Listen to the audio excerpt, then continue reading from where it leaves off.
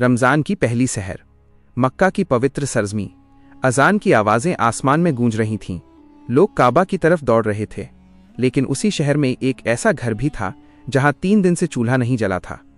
एक बूढ़ा बाप, 2 मासूम बेटियां और एक बेबस बीवी, भूख से कमज़ोर जिस्म, मगर ईमान इतना मजबूत कि सोने के 1000 सिक्के भी उसे झुका न सके। क्या होता है जब इंसान के सामने हराम और हलाल की सबसे बड़ी आजमाइश खड़ी हो जाए? क्या सब्र सच में इंसान को वहां से देता है जहां से गुमान भी नहीं होता? आज की कहानी दिल को हिला देने वाली है। ये कहानी है एक ऐसे गरीब मजदूर की जिसने भूखे पेट रहकर भी अमानत में खयानत नहीं की, और फिर अल्लाह ने उसे ऐसा इनाम दिया जिसे सुनकर आंखें नम हो जाएं। कहानी की शुरुआत रमज़ान का मुबारक महीना था। मक्का की पाक सरज़मी पर पहली सहरी का वक्त था। फिजा में फज्र की अजान की आवाज़ गूंजने लगी थी। मस्जिद हरम की तरफ लोग तेज़ कदमों से बढ़ रहे थे। हर तरफ रौनक थी, इबादत का जोश था। लेकिन उसी मक्का में एक छोटा सा कच्चा घर ऐसा भी था जहां खामोशी पसरी हुई थी। उस घर में रहने वाला 60 साल का एक बूढ़ा आदमी अबू जुलेखा आज तीसरे दिन भी बिना खाए पिए रोज़ा रखने की तैयारी कर चुका था। उसके घर में न रोटी थी, न खजूर, न सहरी, न इफ्तार का कोई सामान। पिछली रात भी भूखे पेट गुजरी थी। दिन भर मजदूरी ढूंढने के बाद भी उसे काम नहीं मिला था। कमजोर बदन, कांपते हाथ, भूख की शिद्दत से हालत इतनी खराब थी कि नमाज के लिए खड़े होना भी मुश्किल हो रहा था। उसने सहरी के बिना ही रोजा रख लिया। घर में बैठकर नमाज अदा की और फिर एक कोने में बैठकर गहरी सोच में डूब गया। उसे अपनी भूख का उतना गम नहीं था जितना अपनी 2 बेटियों और बीवी का था।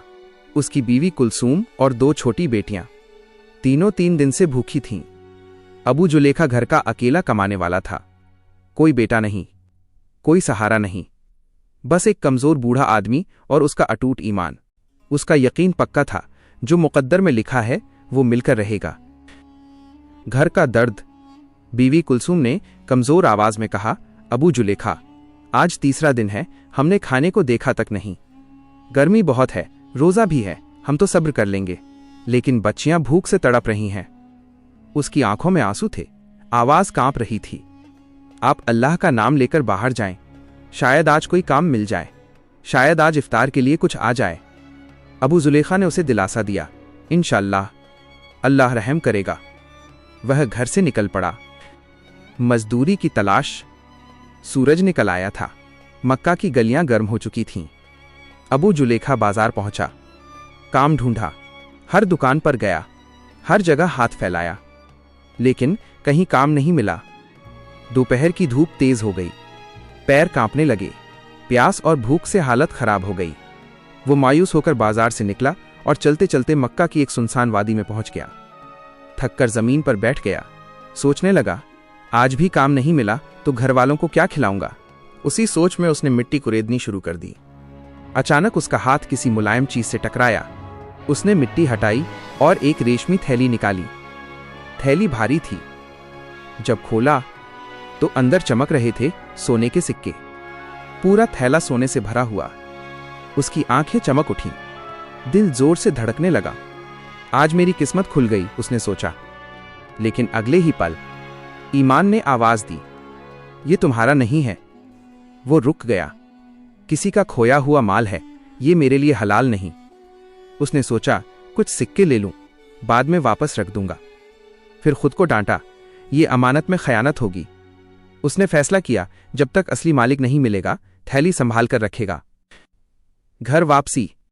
वह थैली लेकर घर आया, चुपके से कमरे में जाने लगा। बीवी ने देख लिया, क्या लाए हो? वो घबरा गया, कुछ नहीं। लेकिन बीवी समझ गई। उसने थैली दिखा दी, सारी बात बता दी। बीवी ने कहा, कुछ सिक्के ले आओ, बच्चियों के लिए खाना ले आओ। अबू जुलेखा गुस्से में बोला, हरगिज नहीं, ये अमानत है। रात फिर भूखे गुजरी। असली मालिक की तलाश। अगले दिन वो हरम गया। वहां एक यमनी आदमी ऐलान कर रहा था, मेरी थैली खो गई है, 1000 सोने के सिक्के थे, जो लौटाएगा अल्लाह उसे अजर देगा। अबू जुलेखा ने कहा, इनाम रखो, शायद कोई लौटा दे। लेकिन यमनी ने इनाम से इनकार कर दिया। कई दिन यही सिलसिला चला। आखिरकार अबू जुलेखा ने थैली वापस कर दी। यमनी आदमी चला गया। कुछ देर बाद लौट आया। कहा, मेरे बाप ने वसीयत की थी 1000 सिक्के उस गरीब को देना जो अल्लाह पर सबसे ज्यादा भरोसा करता हो। मैंने तुमसे ज्यादा तवक्कुल करने वाला कोई नहीं देखा। उसने थैली वापस दे दी। अबू जुलेखा सजदे में गिर पड़ा। रोते हुए बोला, देख लिया, अल्लाह सब्र करने वालों को खाली नहीं लौटाता। कहानी का संदेश। इस कहानी में सब्र है, ईमानदारी है, तवक्कुल है। जब इंसान हराम से खुद को बचाता है तो अल्लाह हलाल के दरवाजे खोल देता है, और यही असली कामयाबी है।